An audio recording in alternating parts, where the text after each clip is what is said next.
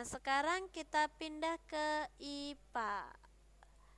Kita kemarin sudah belajar ini, mengerjakan soal where is my, ini dia. Sebentar baru loading. Bagaimana untuk tampilannya, kelihatan teman-teman? Untuk IPA-nya? Kelihatan tidak untuk tampilannya? Oke ya. Kemarin kita sudah belajar untuk perkembangbiakan tumbuhan secara vegetatif dan secara generatif. Saya ulas sebentar. Secara vegetatif itu secara tidak kawin. Kalau generatif itu secara kawin. Berarti kalau tumbuhan secara kawin, ya itu berarti ada penyerbukan, yaitu bertemunya benang sari, ya, dan jatuhnya serbuk sari yang dihasilkan benang sari ke atas putik. Kemarin ada autogami, ada bastar, ada silang dan lain sebagainya ya. Nanti untuk review lebih detailnya teman-teman bisa play recordnya. Kemarin kayaknya sudah saya upload untuk ini recordnya. Nah, kalau untuk vegetatif ya secara tidak kawin ada tunas, ada merunduk, ada akar rizoma, ada umbi lapis, terus ada stek dan lain sebagainya. Nah, kemarin ini ada gambar saya ambil, ini jahe ya.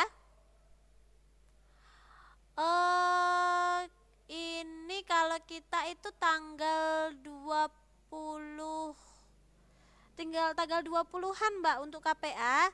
Sekarang yang sudah berlangsung itu untuk ini KPC sedang ujian sekolah sekarang, gantian ya. Nah, anak-anak KPC sudah ujian dari hari Senin kemarin. Jadi ini mungkin kemungkinan kalau UN itu Mei. Kan kita US dulu, ujian sekolah dulu ya, US, baru nanti ada UN. Nah, rencananya kemarin kan UN teman-teman sudah dapat selebaran kan tanggal 20-an ya. 21 apa 20 itu kemarin. Saya lupa. Nah, untuk US-nya, kalau US ini semua mata pelajaran. Jadi US kemarin ya, itu saya membuat soalnya, diminta dari pihak kurikulum, itu ada 6 pelajaran yang kita pelajari, yaitu ada IPA, IPS, Bahasa Indonesia, Matematika, dan juga IPA, IPS, Bahasa Indonesia, Matematika, Pendidikan Kewarganegaraan, Bahasa Inggris, ditambah ada agama, seni budaya, dan juga olahraga, 9 mata pelajaran ya untuk US-nya. 9 mata pelajaran. Agamanya, konteksnya kemarin itu saya ngambilnya ada tentang puasa, rukun sholat ya, tentang sholat, puasa, sholat, dan surat-surat pendek seperti Al-Ahzab, Al-Kafirun, Al-Fil, Al-Kausar ya. Itu kemarin jadi kemarin teman-teman kan sudah hafalan, ada artinya. Insya Allah itu ada keluar ya. Oh, suaranya hilang Mbak. Sekarang bagaimana? Masih hilang Mbak? Halo? Halo Mbak, suaranya masih hilang? Nah, itu tadi untuk agamanya. Kalau untuk olahraganya itu ada senam lantai. Terus saya lupa, nanti besok saya list ya. Saya listkan itu nanti konteksnya itu apa saja, nanti teman-teman untuk materinya boleh browsing atau download buku PDF ya. Oke, saya go on ke nomor 5 ini. Nah, ini tadi itu contohnya adalah ada saya ambil ini tanaman jahe nomor 5 ini. Nah, tanaman jahe itu berkembang biak dengan akar rizoma. Jawabannya ya, kemarin banyak yang salah. Nah, sekarang tentang daur hidup kata. Nah, di sini saya punya gambar. Oh, ini geser. Kelihatan tidak teman-teman untuk gambarnya? Ini yang pertama, ini adalah metamorfosis kata. Ya, metamorfosis kata. Oh ya, oke, good. Metamorfosis kata, dari kata dewasa dia akan bertelur, ya. Nah, kemudian telurnya itu akan berubah menjadi berudu atau kecebong yang bentuknya seperti ikan, seperti ini. Jadi dia berekor, ya. Terus dia akan tumbuh menjadi katak muda. Nah, katak muda ini ciri-cirinya hampir sama dengan katak dewasa, tetapi dia masih berekor. Di sini dia punya ekor. Kalau kecebong atau berudu dia tidak punya kaki tapi berekor seperti ikan, hampir seperti ikan. Nah, ini adalah metamorfosis kata, yaitu metamorfosis sempurna. Terus ada lagi contoh dari metamorfosis sempurna, yaitu kupu-kupu. Dari kupu-kupu dewasa atau yang sering disebut dengan imago, ya, dia bertelur. Ya, bertelur biasanya di dedaunan. Kemudian telur itu menetas akan menjadi larva atau yang sering kita kenal dengan ulat, ya. Nah, ulat ini akan berkepompong, ya, seperti ini gambarnya, atau istilahnya disebut dengan pupa atau kepompong. Nah, kemudian kepompong ini akan membuka dan akan menghasilkan kupu-kupu dewasa atau imago. Gampang sekali dihafalnya ya teman-teman ya untuk metamorfosis sempurna untuk kata dan kupu-kupu ya. Nah, sekarang kita balik ke soal nomor 5. Nomor 5, tahap-tahap daur hidup katak adalah A. Telur, katak muda, berudu, katak dewasa. B. Berudu, katak muda, katak dewasa, telur. C. Telur, berudu, kecebong, katak dewasa. D. Telur, berudu, katak muda, katak dewasa. Mbak Aska yang C. Yang lain?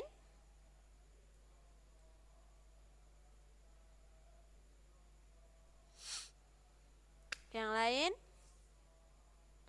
Mbak Enci juga yang C. Coba saya upload fotonya di sebelahnya supaya kelihatan metamorfosis kata. Oh, tidak keluar? What's wrong?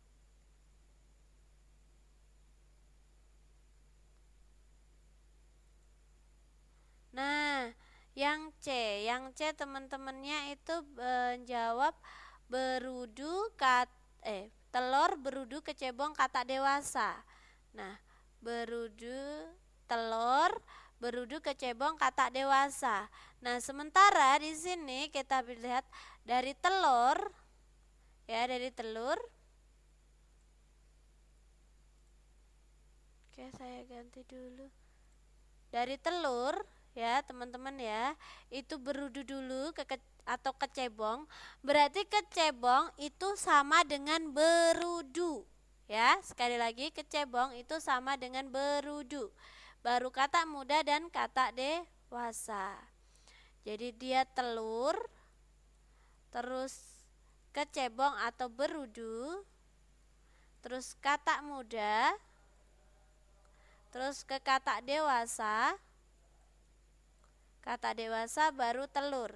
Ayo, kalau seperti ini, yang mana yang benar? A, B, C, D. Yang D, iya. Ayo, harus lebih hati-hati ya. Jadi di sini yang C, berudu dan kecebong itu sama. Ya. Oke, kenapa B walaupun berudu, kata muda, kata dewasa, telur, dimulainya itu dari telur ya. Ini kebalik antara katak muda dan berudunya. Oke, yang benar adalah yang D.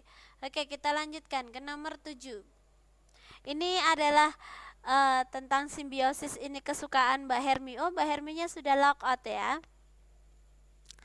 Hubungan antara dua makhluk hidup di bawah ini yang termasuk simbiosis parasitisme adalah simbiosis parasitisme. A. Anemon laut dan ikan badut. B. Tanduk rusa dan pohon akasia. C. Benalu dan pohon mangga. D. Ikan hiu dan ikan remora. Ayo, yang mana? Parasitisme, simbiosis parasitisme ini adalah hubungan dua makhluk hidup yang satu dirugikan, yang satu untung. Satu rugi, satu untung. Nah, dari hubungan ada A, B, C, D ini, mana yang kira-kira hubungannya satu rugi, satu untung? Mbak Lili menjawab C. Yang lain? Oke, ada inbox, saya cek dulu. Oh, Mbak Hermi izin keluar dulu. Oke, Mbak. Mbak Lili sudah menjawab C. Yang lain?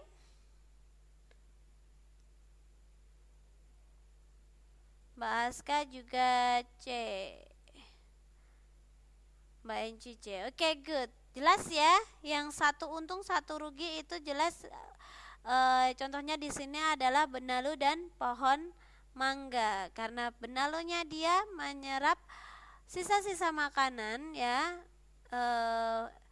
makanan nutrisi yang dimiliki pohon mangga diambil oleh pohon benalu dan akhirnya lama-kelamaan pohon mangganya mati. Ini adalah contoh dari hubungan simbiosis parasitisme. Next, nomor 8. Untuk jelasnya ini yang lain ya teman-teman, supaya kita bisa lanjut. Ini nanti teman-teman bisa cek di pertemuan sebelumnya ya. Ya, saya sudah menjelaskan jenis-jenis simbiosis. Nanti teman-teman bisa lihat di sana, atau mungkin kalau teman-teman ngecek recordingnya terlalu banyak, jadi teman-teman mungkin bisa browsing juga bisa. Jenis-jenis hubungan makhluk hidup atau simbiosis, gitu aja. Nanti keluar ada simbiosis mutualisme, ada simbiosis komensalisme, dan juga ada simbiosis parasitisme. Nanti teman-teman akan tahu apa sih itu. Kalau kurang paham nanti bisa ditanyakan. Oke, nomor 8. Rantai makanan yang terdapat dalam ekosistem padang rumput adalah A. Rumput kelinci serigala bakteri. B. Kelinci rumput serigala bakteri. C. Bakteri rumput kelinci serigala. D. Serigala kelinci rumput bakteri. Yang mana A, B, C, D? Jadi dalam padang rumput bagaimana rantai makanannya? Ingat ya, yang pertama kali di depan adalah produsen, terus konsumen 1, konsumen 2, konsumen 3, dan seterusnya, dan terakhir adalah pengurai. Ya, yang mana kuncinya ada di produsen dan juga pengurai. Mana A, B, C, D?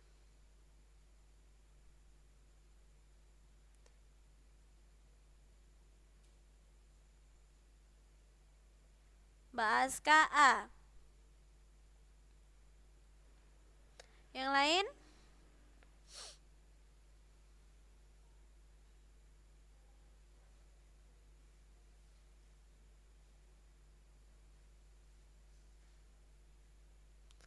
Oke, saya masih menunggu jawabannya.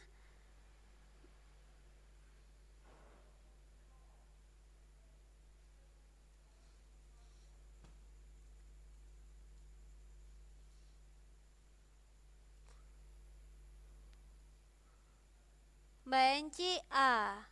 Oke. Tadi ya, dalam rantai makanan kuncinya ada di produsen dan juga bakteri atau pengurainya, di mana produsen itu adalah makhluk hidup yang menghasilkan. Jadi yang menghasilkan energi. Di sini jelas sekali yang menghasilkan energi pertama kali adalah rumput. Nah, rumput ini dimakan kelinci, terus serigala dimakan serigala, dan serigala mati akan diuraikan oleh bakteri. Oke, tepat sekali nomor 8A. Nomor 9 ya. Ini makin lama tinggal 2 orang.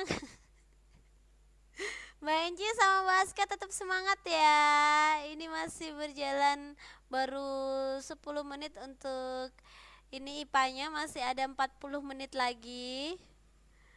Masih semangat, Mbak? Oh, siap, alhamdulillah.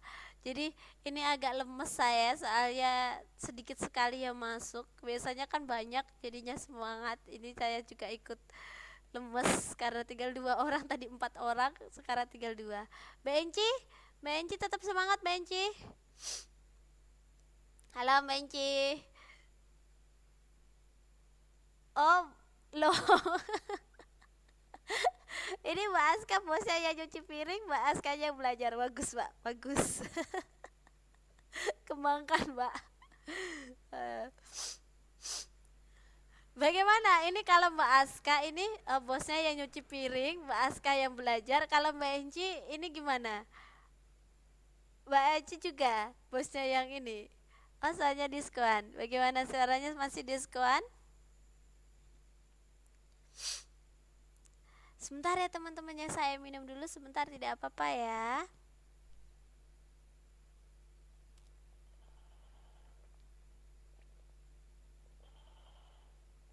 Alhamdulillah. Oh, Mbak Lili masuk lagi. Tadi saya sempat bersedih karena tinggal 2 orang, ternyata sekarang balik lagi 3 orang. Alhamdulillah. Sudah oke ya suaranya? Jadi tetap semangat ya teman-teman ya, walaupun cuma sedikit. Ini masih ada 39 menit lagi. Tadi 40 saya ngobrol jadi tinggal 39. Jadi tetap semangat ya. Oke. Oh, sinyalnya ngajak dugem. Berarti kita disuruh dugem bersama-sama ini, Mbak. Kita agak santai saja ya, karena ini nanti teman-teman seandainya mau latihan ya, boleh kontak saya, Miss. Saya mau dong dikasih soal, saya mau latihan ini. Soalnya saya takut nge-share. Nanti kalau saya share ini takutnya nggak dikerjain kan juga ini ya. Teman-teman kan sibuk. Jadi kalau seandainya teman-teman ada yang pengen dapat soal, Miss saya pengen dong buat latihan, nanti tinggal inbox saja, nanti saya kirimkan ke inboxnya ya. Saya punya banyak. Kalau bahasa Inggris nggak begitu banyak, soalnya ini. Oke Mbak, soalnya kalau bahasa Inggris jujur saja kalau saya nggak dapat kisi-kisinya, jadi saya hanya berpegangan untuk materi kelas 6 yang diberikan itu apa saja. Tapi kalau untuk yang seperti matematika ya, matematika, IPA, dan juga bahasa Indonesia saya punya banyak sekali. Saya punya bank soalnya, kebetulan ada salah satu guru yang dia juga ikut menyusun soal-soal buat ujian. Jadi dia punya bank soalnya dan saya kemarin minta. Jadi kalau teman-teman mau, oke Mbak Aska, saya nanti share ya. Saya kirim. Untuk yang apa? Untuk kewarganegaraan sama ini, sama satunya sebentar, saya ke kewarganegaraan. Oh, IPS. Itu kan kalau di SD, kalau di SD normal ya teman-teman ya, itu tidak ikut ujian nasional. Jadi ikut ujian nasional hanya 3 ya. Itu ada matematika, IPA, dan juga bahasa Indonesia kalau di SD normal. Tapi karena teman-teman ya, kemarin saya ini kata Pak Bambang ada bahasa Inggrisnya juga, ada lengkap ya, lengkap semuanya diujikan. Oke, nanti saya share, saya nanti kirim ke ini, ke inbox grup aja nanti, jadi siapa sih yang mau boleh buat latihan ya. Dan kalau teman-teman sudah punya soalnya, sudah latihan, nanti kalau kita pembahasan kan otomatis lebih ini ya, lebih enak ya. Jadi nanti kalau teman-teman mengerjakan, oh ini nggak tahu bagaimana sih saya dapat materinya, teman-teman kan bisa browsing, sekarang banyak sekali media-media belajar, informasi yang bisa didapatkan dari internet ya. Kita manfaatkan saja kemudahan yang diberikan oleh teknologi. Ini adalah contoh dari globalisasi. saya sambil masukkan ini kewarganegaraan. Oh, nggak apa-apa Mbak, namanya belajar itu nggak harus tua muda ini. Eh, Learning process itu seumur hidup, ya. Belajar itu seumur hidup. Jadi tidak ada saya sudah tua, saya nggak bisa belajar ini. Tidak, itu salah. Namanya orang belajar itu dari dia baru lahir sampai dia mati, itu dia akan learning process terus, ya. Dia akan belajar terus. Jadi tidak perlu ini malum Miss, saya sudah bukan seperti itu. Asal kita mau, kita ingin, dan kita ada semangat, insya Allah pasti bisa. Oke, saya lanjutkan ya kalau gitu ke nomor 9, masih tentang rantai makanan. Perhatikan rantai makanan di bawah ini: daun, ulat, ayam, musang, bakteri. Nah, bakteri, kedudukan bakteri pada rantai makanan tersebut sebagai A. Produsen, B. Konsumen 4, C. Konsumen puncak, D. Pengurai. Oke Mbak Aska, D. Oh, kata Mbak Lilis nggak yakin bisa keluar ya pas ujian ya. Sama kayak Mbak Hermi. Mbak Hermi juga gini, Miss saya gimana ini tidak boleh keluar, saya ada batas jamnya keluar. Ini Mbak Hermi juga. Tapi saya menyarankan dari jauh-jauh hari majikannya diberi pengertian. Jadi nanti ini apa? Jadinya tidak dadakan gitu loh. Jadi kalau ada beritanya nggak langsung, loh kok begitu? Nggak, jadi jauh-jauh hari sudah di ini. Oh gitu. Nah kalau seandainya begini Mbak, kalau saya libur di jatah, itu kan dikasih jatah. Nah bagaimana kalau waktu liburnya ya Mbak Lili ya, itu Mbak Lili masuk dan istilahnya kalau ini dituker. Jatah liburnya nanti diambil waktu ujian. Loh, malah Mbak Lilinya off. Oke, nanti kalau Mbak Lili masuk lagi saya sampaikan. Tepat sekali, nomor 9 itu jawabannya pengurai. Jadi bakteri di sini adalah kedudukannya sebagai pengurai. Kalau daun ini sebagai produsen, ulat konsumen pertama. Jadi konsumen pertama itu adalah yang pertama kali makan produsen ini. Ini adalah konsumen kedua. Ini ayam konsumen ulat sebagai konsumen pertama, ayam konsumen kedua, musang ini sebagai konsumen ketiga atau sebagai konsumen puncak, ya. Karena di sini kan sudah tidak ada konsumen lagi. Dia mati dan diuraikan oleh bakteri. Pokoknya kalau konsumen yang terakhir makan itu adalah konsumen puncak, ya. Oke, kita lanjutkan ke nomor 10. Oh, kecebong saya cariin, saya upload nggak keluar, akhirnya keluar di sini. Menutup ya ini ya. Bagaimana ini menghapusnya? Oke. Ini nomor berapa ini? Sebentar, 10. Saya pindah di sini. Oke. Nah, saya lanjut ke nomor 10 ya teman-teman ya. Kegiatan berikut ini yang menyebabkan terjadinya ketidakseimbangan lingkungan adalah A. Mengolah limbah sebelum dibuang ke lingkungan, B. Menebang pohon dengan sistem tebang pilih, C. Membangun rumah di daerah resapan air, D. Membatasi penggunaan plastik.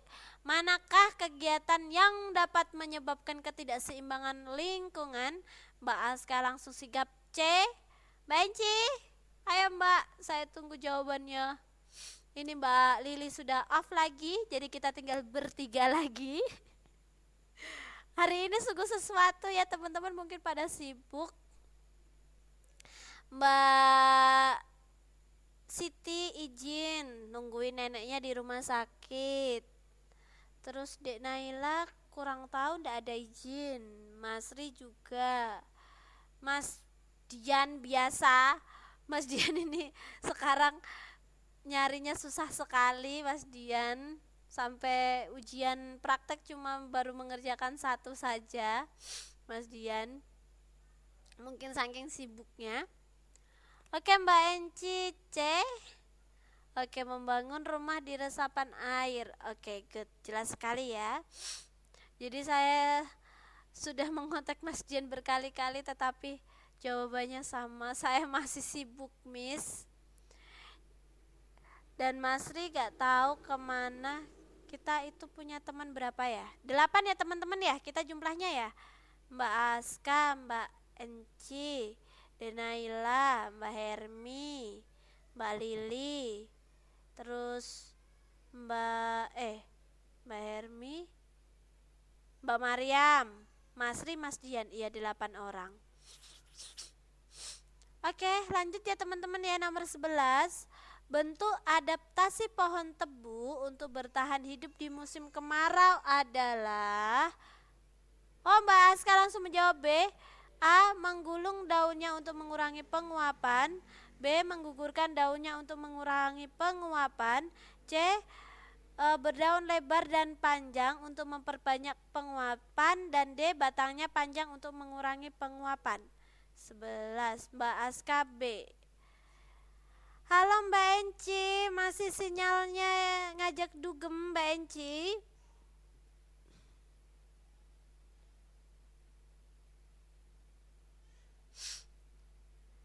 Ayo, baru Mbak Aska saja yang menjawab nomor 11. Oh, Mbak Enci sudah. Oh, Mbak Enci juga B. Mbak Lili? Mbak Lili nomor 11. Ayo Mbak Lili.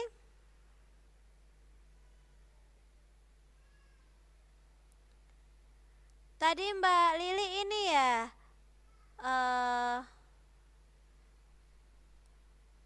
Aduh, di saya kok nggak ada suaranya ya. Coba saya lockout sebentar ya Mbak Lili ya. Kalau gitu ya, tunggu.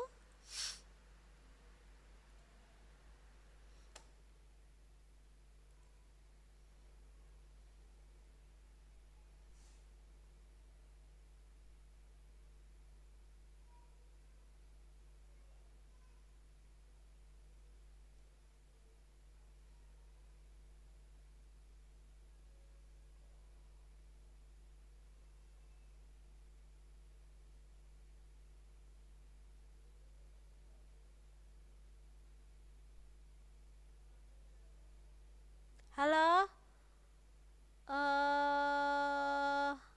Ini. Halo, sekarang bagaimana Mbak Lili suara saya? Masih ini?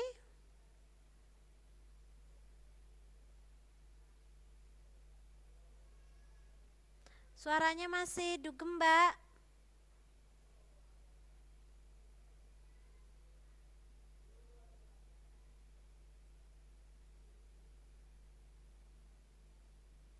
Oke, suaranya oke ya.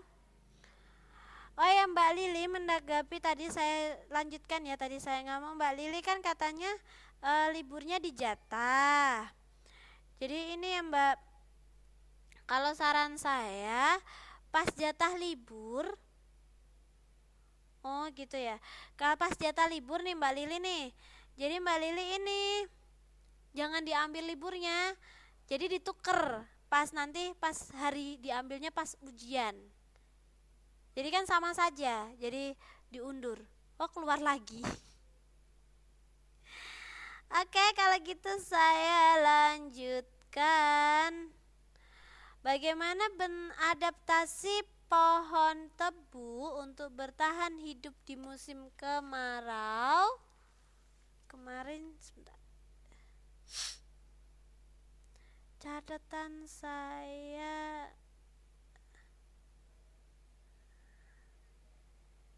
ini gimana ini kok mogok. Sebentar teman-teman.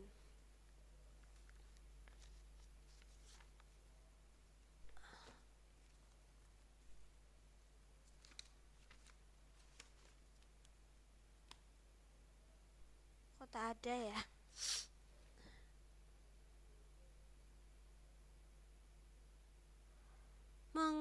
Kata teman-teman menggugurkan daunnya untuk mengurangi penguapan.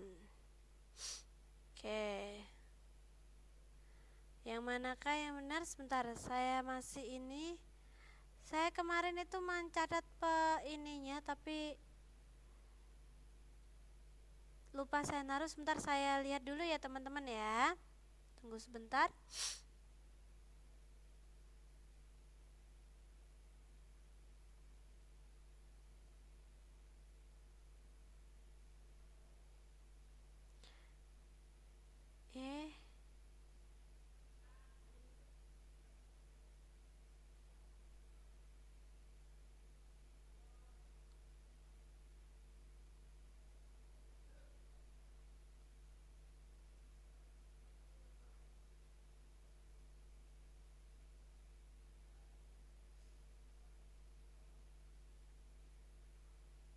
Ini gimana ini?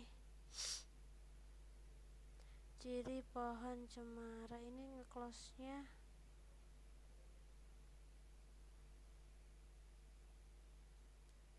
Ini nomor 11 ini sebentar ya teman-teman ya. Saya itu kemarin itu sudah browse. Saya ini kok tidak nemu.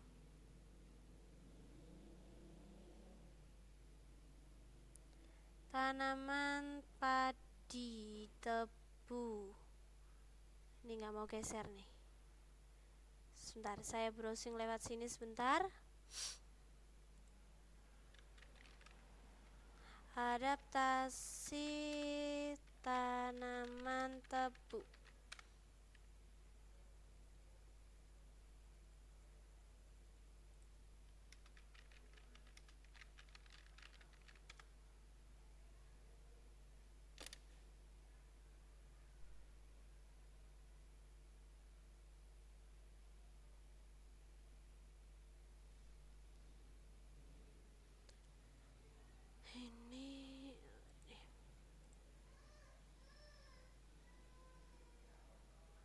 Oke, sebentar ya teman-teman ya. Karena kemarin saya sudah nyatet, ini catatan saya kok.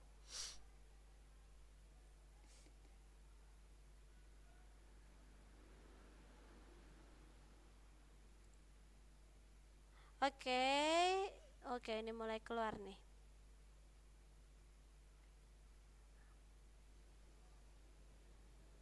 Saat musim kemarau. Oke, di sini ya. Ternyata yang benar untuk tebu ya, untuk tebu padi ya teman-teman ya. Sebentar, saya lihat dulu. Untuk tebu, padi dan jagung ya, ketika musim kemarau itu tidak menggugurkan daunnya tetapi menggulungkan daunnya untuk mengurangi penguapan.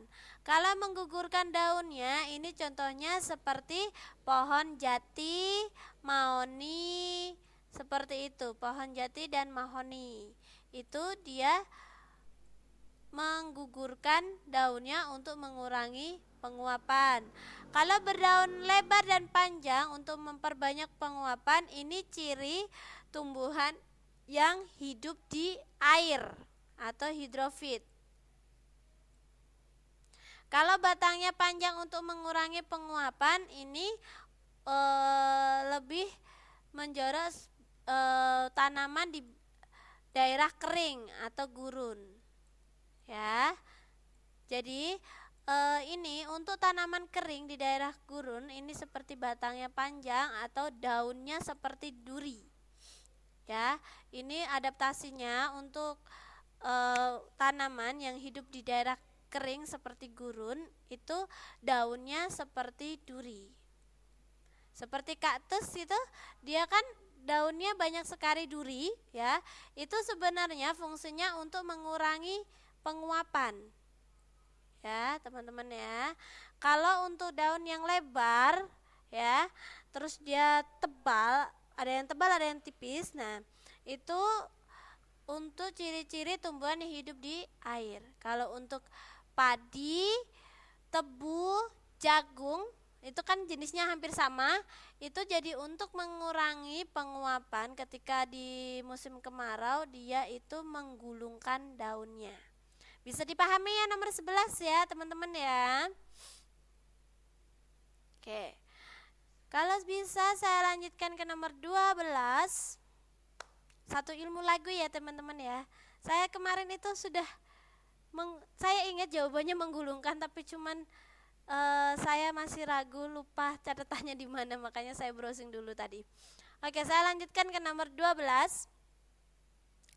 Perhatikan tanaman kentang berikut.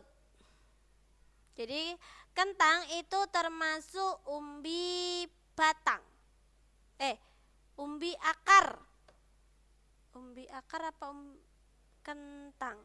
Sebentar, saya cek dulu kentang. Ya, dia berkembang biak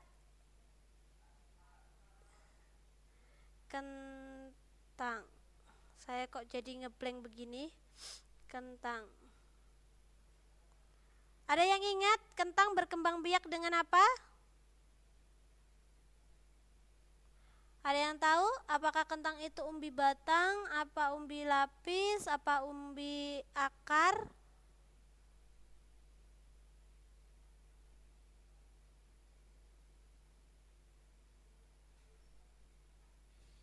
Umbi batang ya, vegetatif kentang.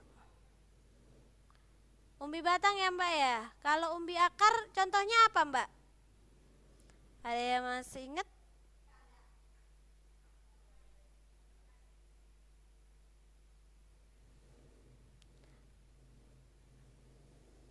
Di sini saya coba buka lagi. Loading. Saya naik ke atas sebentar ya. Oke. Kentang. Umbi akar itu seperti dahlia wortel, umbi batang itu kentang, tales, dan ubi jalar. Oke. Wah, Mbak Aska masih ingat saya lagi ngeblank. Oke, thank you Mbak Aska. Oh, Mbak Lili masuk lagi. Ini Mbak Lili sepertinya lagi nggak ini sama apa? Sama sinyalnya. Nah, sekarang ya lanjutkan nomor 12. Jadi sekali lagi dia berkembang biak dengan umbi batang ya. Nah, di sini perhatikan tanaman kentang di samping bagian yang ada ya. Mbak Lili seperti kayak nemu apa ya. Bagian yang ditunjukkan oleh nomor 1 berfungsi sebagai nomor 1 ini adalah ini ya, kentangnya ya, yang kita sebut kentang ya. Nomor 3 itu daun, nomor 2 itu batang. A. Tempat fotosintesis. B. Tempat melekatnya daun. C. Alat penyerap air dan zat hara. D. Tempat menyimpan cadangan makanan. Mbak Aska yang C. Oke. Yang lain Mbak Enci C. Oke. Yang lain? Oh, tinggal Mbak Lili ya. Mbak Lili nomor 12. What is your answer? Jawabnya apa Mbak Lili? Kentang. Jadi pas gundukannya ini ya. Gundukannya ini ya, pas kentangnya ini fungsinya sebagai apa? Mbak Lili juga C. Wow. Oke, kita bahas dari atas. Dari atas nomor 3 ini adalah daun ya. Daun ini fungsinya adalah sebagai tempat fotosintesis karena di daun ada stomata. Jadi kalau pada manusia itu seperti hidung, stomata itu ya, tempat respirasi. Jadi keluar masuknya oksigen dan karbon dioksida. Nah, ini tempat fotosintesis ini berada di daun. Yang B, tempat melekatnya daun, berarti otomatis yang nomor 2 atau batang. Ya, nomor 2 batang. Nah, sekarang alat menyerap air dan zat hara itu adalah akar. Ya, akar. Nah, tempat menyimpan cadangan makanan yaitu umbinya. Nah, sekarang kita lihat yang ditunjukkan nomor 1 ini akarnya apa umbinya teman-teman? Umbi ini adalah akar yang menggelembung karena dia sebagai tempat menyimpan cadangan makanan. Jadi yang menunjukkan nomor 1 ini umbinya apa akarnya ini? Halo? Umbi. Jadi fungsinya bukan menyerap air dan zat hara, tetapi sebagai tempat menyimpan cadangan makanan. Ya. Kalau untuk menyerap air dan zat hara itu akar yang kecil-kecil ini. Sebenarnya umbi, ya, umbi di sini karena tadi kentang adalah perkembangbiakannya dengan umbi batang, ya, hampir sama dengan ketela pohon juga. Sebenarnya yang kita sebut ketela pohonnya itu, ketelanya, umbinya itu sebenarnya adalah akar yang menggelembung karena jadikan tempat menyimpan cadangan makanan. Sama juga dengan kita sangat kompak ya kawan. Sama dengan kentang. Jadi ini adalah tempat cadangan makanan. Kalau untuk menyerat unsur hara ini akar yang serabutnya ini, akar serabut. Ya, bisa dipahami ya. Kompaknya jangan yang salah dong, Mbak. Oke, kita lanjut ke nomor 13, tapi sebelum saya ngajak teman-teman jawab nomor 13, saya ingin memberikan ini materi tentang bagian-bagian mata. Oke, di sini ada gambar mata dan fungsinya nanti saya jelaskan. Bagian-bagiannya dulu kita pahami. Dari lapisan paling luar yang tipis ini namanya sklera. Nah, terus di bawah sklera ada ini, kita bisa lihat di sini, nih, ya, ke sini ini ada seperti kayak lempengan ini namanya koroid, ya teman-teman ya. Terus ada lempengan lagi yang berwarna kuning di bawah koroid, ini namanya retina. Jadi dia terdiri dari beberapa lapis, kalau dilihat itu dipotong seperti ini. Jadi yang putih atas ini itu adalah sklera, yang merah di bawah sklera itu tadi koroid, terus ada yang kuning ini namanya retina. Ya. Kita maju ke depan, bagian depan ya, di bagian korneanya ini. Nah, satu bulat ini namanya kornea, di mana kornea ini di dalamnya ada iris. Nih, di bagian sini namanya iris. Terus yang bagian tengahnya ini namanya lensa. Nah, di tengah-tengah lensa ini kalau kita lihat mata teman-teman ya, ada seperti lubang, ya. Itu namanya pupil. Nah, ada yang melapisi mata kita yang tengah itu ya. Jadi itu kornea yang bulat itu ya, yang hitam mata itu. Nah, terus di sini ada serabut-serabut saraf ya di sini. Ini namanya aqueous humor. Terus ini badan matanya itu namanya vitreous humor. Terus di sini di bagian belakang ini di sini teman-teman lihat ada putih ini di sini, dari sini. Nah, di sini ini adalah fovea atau bintik kuning. Terus di sini ada seperti saraf, ini titik bintik buta. Terus di sini terdiri dari saraf-saraf yang saraf-saraf optik yang menghubungkan ke otak. Sangat kompleks sekali dan luar biasa ya bagian mata kita.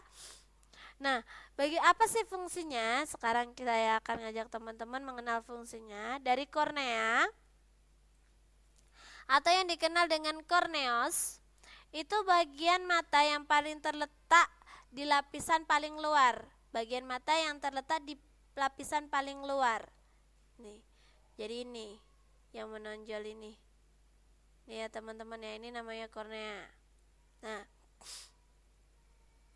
Nah, dia itu berupa selaput bening yang bersifat tebus pandang atau transparan. Jadi bentuk mata kita kalau dari sini kita lihat itu enggak bulat sempurna seperti kelereng ya. Jadi dia ada menonjolnya di bagian depan sini. Nah, di bagian bola mata kita yang bagian depan hitam itu ya, itu ada lapisan tipis yang menyelimuti ya, itu namanya kornea. Nah, sifat kornea itu membuat cahaya dapat masuk ke dalam sel-sel penerima cahaya di bagian bola mata. Selain berfungsi melindungi mata dari benda-benda asing dari luar, kornea juga berfungsi dalam membentuk refraksi di lensa mata. Itu dari kornea. Sekarang iris. Iris itu bagian mata yang berfungsi mengatur besar kecilnya pupil. Nah, pupil itu di tengah ini, yang teman-teman kalau lihat mata di tengahnya seperti ada lubang, itu pupil. Nah, di pojokannya ini ya, ini adalah iris. Jadi fungsinya dia dapat mengatur pupil membesar dan mengecil. Kalau dia menerima cahaya terlalu banyak, pupil ini akan menciut. Kalau dia kekurangan cahaya, dia akan melebar. Nah, itu ternyata adalah fungsi dari iris. Jadi yang membantu si pupil ini membesar dan mengecil itu adalah iris ya. Bagian iris juga itu ya yang memberi warna pada mata. Sebagai contoh, orang Asia memiliki warna mata berwarna hitam hingga coklat, kalau orang Eropa biasanya biru hingga jingga dan sebagainya. Jadi ada warna mata itu adalah yang memberi warna, itu adalah bagian mata yang disebut dengan iris. Oke? Nah, sekarang pupil. Pupil itu bagian mata yang berupa lubang kecil yang berfungsi mengatur jumlah cahaya yang masuk ke dalam bola mata. Jadi besar kecilnya pupil itu diatur oleh iris. Jadi kan karena iris tadi yang mengatur ya teman-teman ya.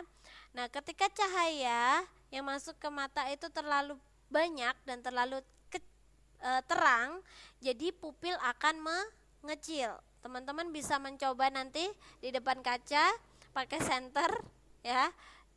Cahayanya itu didekatkan, dijauhkan. Nanti pupil teman-teman akan mengecil dan membesar. Ya, itu sebagai bukti bahwa pupil itu mengatur banyak sedikitnya cahaya yang masuk ke dalam mata. Nah, jika cahayanya itu redup, semakin gelap, maka pupil juga akan semakin melebar. Nah, mekanisme kerja pupil ini membantu mata agar dapat menerima cahaya dalam jumlah yang tepat. Ya, bayangkan kalau jumlah cahayanya ini tidak diatur terlalu banyak, tentu saja kita tidak dapat melihat dengan jelas. Oke, sekarang retina. Retina itu adalah bagian mata berupa lapisan tipis sel yang terletak di bagian belakang bola mata. Ya, sebagai pengingat saya lihatkan gambarnya lagi. Nah, kalau ini lapisan ini ya, yang ini adalah retina. Oke. Nah, fungsinya dari retina itu menangkap bayangan yang dibentuk oleh lensa mata, kemudian mengubahnya menjadi sinyal saraf. Menangkap bayangan yang dibentuk oleh lensa mata, dia diubah menjadi saraf. Menjadi sinyal saraf atau rangsangan. Nah, jadi retina itu merupakan bagian mata yang sangat sensitif cahaya karena ia memiliki dua sel fotosteptor, yaitu Roche dan Cones. Ini hanya sebagai pengetahuan untuk tingkat SD, ini hanya sekedar pengetahuan ya, belum dipelajari sampai detail. Terus yang kelima, lensa mata. Lensa mata adalah bagian mata yang berfungsi membentuk sebuah gambar. Nah, gambar yang dibentuk lensa mata kemudian diteruskan untuk kemudian diterima retina. Lensa mata dapat menipis dan menebal sesuai dengan jarak mata dengan benda yang dilihat. Saat jarak terlalu dekat, lensa mata akan menipis dan sedangkan jarak benda itu jauh, lensa matanya akan menebal. Terus ada akomodasi otot. Akomodasi otot ini adalah mekanisme menebal dan menipisnya lensa mata yang dapat terjadi akibat fungsi akomodasi otot lensa. Jadi tadi ya, lensa mata dia kalau bendanya dekat dia akan menipis, kalau bendanya jauh dia akan menebal. Nah, itu karena adanya mekanisme akomodasi otot, ya. Yang kemudian bagian yang ketujuh adalah bintik kuning, tadi yang di bagian belakang. Bintik kuning ini adalah bagian mata yang paling sensitif terhadap cahaya, hampir sama seperti tadi retina ya.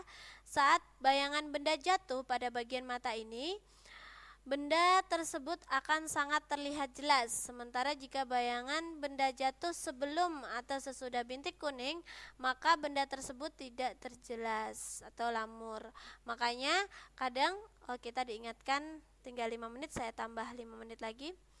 Kadang orang dia rabun jauh, rabun dekat. Nah, itu karena bayangan benda itu tidak jatuh tepat pada bintik kuning. Jadi seperti ini. Nah, kalau ini posisi bintik kuning di sini, ini kan mata ya teman-teman ya. Nah, ini bendanya. Nah, jika bayangan bendanya jatuh tepat di bintik kuning seperti ini, maka kita dapat melihat dengan jelas. Tapi kalau bayangan bendanya jatuh sebelum di sini ataupun di sini, maka penglihatan kita juga belum jelas. Makanya ada penyakit yang disebut dengan rabun jauh dan rabun dekat. Itu karena bayangan tidak jatuh pada bintik kuning. Seperti itu ya teman-teman ya. Nah, nomor 8. Ini masih 8, 9, 10, banyak sekali. Ini waktunya tidak cukup ya. Jadi nanti kita lanjutkan minggu depan. Saya sekadar ini skip agak cepat ya. Bintik buta itu adalah blind spot ya, bagian mata yang tidak sensitif terhadap cahaya. Jika bayangan benda jatuh tepat pada bagian ini, maka benda tidak dapat terlihat oleh mata. Makanya dia disebut dengan bintik buta atau blind spot. Terus saraf optik ini adalah fungsinya meneruskan informasi bayangan ya benda yang diterima retina menuju otak. Jadi yang paling belakang tadi kumpulan saraf tadi. Nah, ini merupakan saraf optik. Jadi dia saraf-saraf mata yang fungsinya dia meneruskan rangsangan atau informasi benda ya, yang berupa bayangan dan lain sebagainya, yang dirubah menjadi sinyal saraf yang kemudian dibawa ke otak dia melalui saraf optik. Nah, aqueous humor tadi itu merupakan cairan yang menyerupai plasma berlendir transparan dengan konsentrasi protein rendah. Ya, aqueous humor itu diproduksi oleh silia tubuh yang berfungsi sebagai struktur pendukung lensa. Untuk vitreous humor tadi yang bagian ini, itu tadi kalau aqueous humor kan di depan, kalau vitreous humor di belakang. Yaitu disebut dengan badan vitreous, ya bola matanya, itu semacam gel yang berfungsi mengisi ruang antar retina dan lensa. Jadi yang bagian tengahnya tadi yang bolanya itu namanya vitreous humor. Sklera itu bagian dinding putih tadi yang paling luar tadi, ya, memiliki ketebalan sekitar 1 mm. Dia itu dapat menebal hingga 3 mm karena adanya otot irensi. Jadi yang paling luar tadi di atas ini ya, tadi kan ada 3 lapis. Nah, itu yang paling luar itu sklera tadi. Nah, selain bagian-bagian mata yang dalam, itu ada juga bagian mata yang di luar yang fungsinya untuk melindungi mata. Ya, yang pertama itu ada bulu mata. Bulu mata ini fungsinya itu menjaga mata dari masuknya benda-benda asing berukuran kecil seperti debu atau pasir. Jadi kalau membahas tentang adaptasi, mengapa kalau ini bulu mata unta itu sangat panjang sekali. Itu fungsinya karena melindungi mata ketika terjadi badai pasir sehingga pasirnya itu tidak masuk ke dalam mata, ya. Nah, untuk 15 alis, alis ini fungsinya untuk menahan air keringat atau air yang jatuh dari kening atau dahi agar tidak masuk ke dalam mata. Ya, beberapa orang mencukur alis ya. Maaf, saya lanjutkan. Beberapa orang mencukur alis itu padahal kurang bagus. Karena apa? Fungsi alis sendiri itu melindungi mata supaya tidak ada air atau keringat yang masuk ke dalam mata. Jadi kalau pelindungnya tidak ada, ini yang dikhawatirkan ada cairan itu dapat masuk ke dalam mata dengan mudah. Ya. Oke, nomor 16, kelopak mata. Kelopak mata ini fungsinya menjaga bola mata. Saya tambah 5 menit lagi karena soalnya belum masuk. Oke. Bola mata dari masuknya benda asing dari luar seperti debu, goresan, pasir, atau asap. Selain itu ya teman-teman ya, bagian mata ini juga berfungsi untuk menyapu bola mata dengan cairan yang mengatur jumlah cahaya yang masuk menuju mata. Jadi supaya ibaratnya tidak kering ya, cairan ini juga berfungsi selain mengatur ini jumlah cahaya yang masuk ke dalam mata ini ya, kelopak mata ini. Juga dia menjaga kelembapan mata ya, karena adanya cairan tadi ya. Fungsi-fungsi dari kelopak mata ini juga ditunjang oleh mekanisme buka tutup atau berkedip oleh otot kelopak. Nah, yang terakhir ya, bagian mata itu adalah kelenjar lakrima. Kelenjar lakrima ini adalah kelenjar air mata. Jadi ketika kita menangis, kita menghasilkan air mata, itu yang menghasilkan adalah kelenjar lakrima. Ya, jadi fungsinya dia menghasilkan air mata. Nah, air mata ini fungsinya apa sih teman-teman? Ada manfaatnya ya. Air mata ini fungsinya juga dapat melembabkan mata, membersihkan mata dari debu, serta mematikan kuman yang masuk ke dalam mata. Jadi mata tetap steril. Itu bagian-bagian dari mata. Nanti teman-teman yang tidak sempat mencatat boleh nanti play recordnya. Saya masuk ke dalam soalnya sebentar. Nah, ini ada gambar mata, ada nomor 1, 2, 3, 4, 5. Nah, bagian mata yang ditunjuk nomor 3, nah yang ini tadi nomor 3, itu fungsinya apa? A. Mengatur banyak sedikitnya cahaya yang masuk ke dalam mata. B. Menerima rangsang dan meneruskan ke bagian yang lebih dalam. C. Memfokuskan cahaya agar bayangan tepat jatuh di retina. D. Menyampaikan pesan ke otak. Ayo, yang manakah jawabannya? A, B, C, D. Nomor 3 itu bagian apa? Dapat ditentukan. A, B, C, D. Saya masih nunggu jawabannya teman-teman. Mbak Aska, mengatur banyak sedikitnya cahaya masuk ke dalam mata. Oke, yang lain? Oke, saya masih menunggu.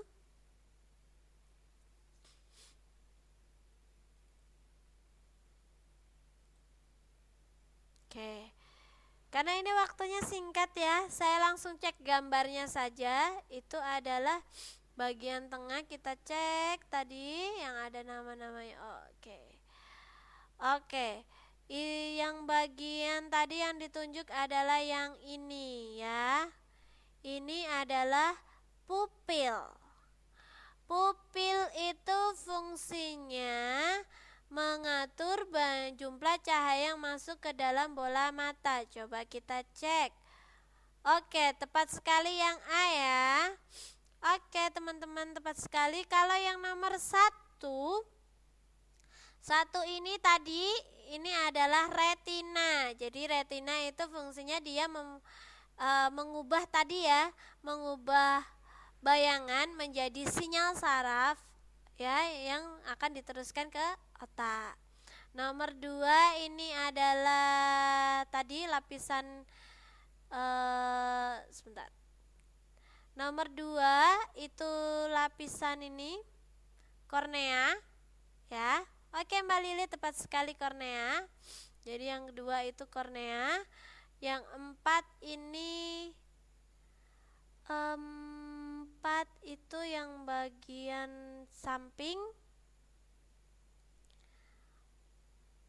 4 itu ini kan iris. Sebentar. Oh, salah, maaf ya. Tadi yang ditunjuk itu adalah lensa, bukan pupil, teman-teman. Lensa mata ini membentuk gambar. Saya salah, teman-teman. Yang tiga ini adalah lensa. Saya ralat ya. Nomor 1 kita cek tadi. Nomor 1 di sini itu adalah retina, lapisan yang nomor 3, nomor 1 ini adalah retina. Oke, retina. Nomor 2 itu bukan ini, kornea. Nomor 2 ini adalah kornea. Ih, kok nggak mau jalan? Hehehe. Nomor 2 ini adalah kornea. Nomor 3 ini lensa, bukan pupil ya. Nah, yang keempat itu adalah iris ya.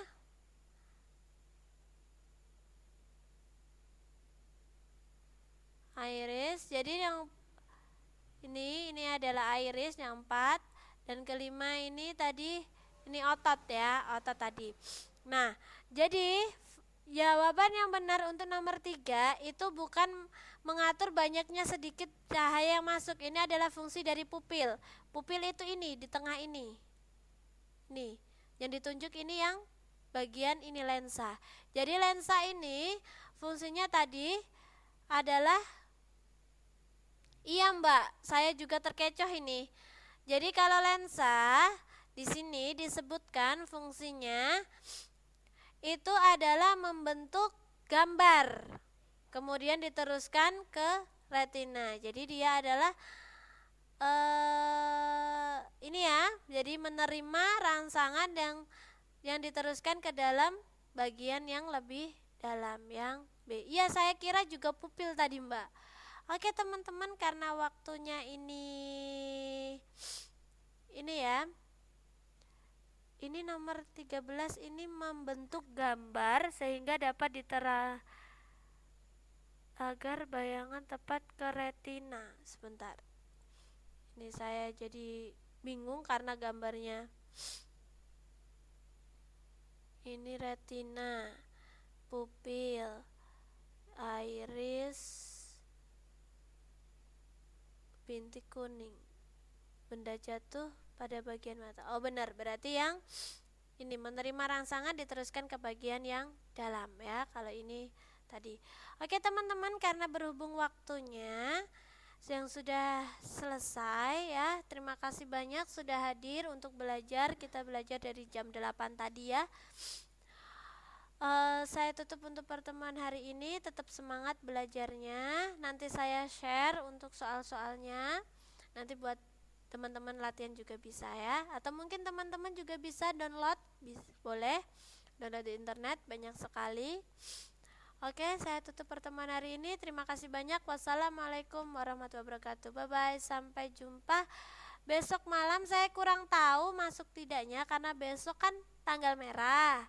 Jadi nanti saya tanyakan dulu ke ini ya Pak Fareh ya, masuk tidaknya. Oke, sampai jumpa Mbak. Ini mata saya juga sedikit bingung ini bagian-bagiannya, nanti saya pelajarin lagi. Oke. Ini teman-teman kalau seandainya ingin keluar meninggalkan kelas, saya persilahkan. It's okay. Boleh, karena waktunya sudah selesai. Selamat istirahat. Tetap semangat ya.